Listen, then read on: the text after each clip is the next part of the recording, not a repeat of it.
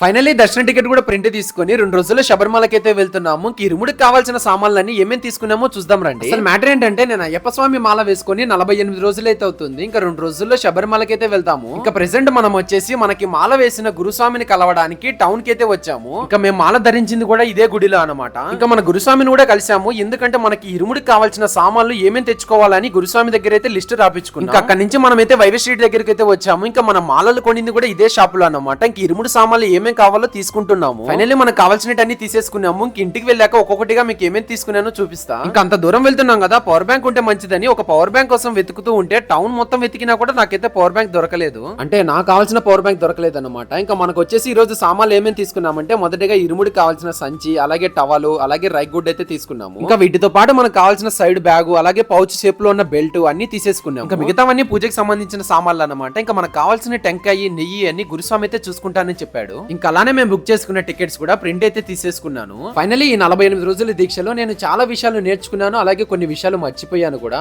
ఇంకా అంతేకాదు నేనైతే నాకే కొత్తగా ఉన్నట్టు అనిపిస్తుంది. సో వీడియో నచ్చితే లైక్ చేసుకోండి, అలాగే మన ఛానల్ ని సబ్స్క్రైబ్ చేసి పెట్టుకోండి. ఇలాంటి వీడియోస్ వస్తూ ఉంటాయి.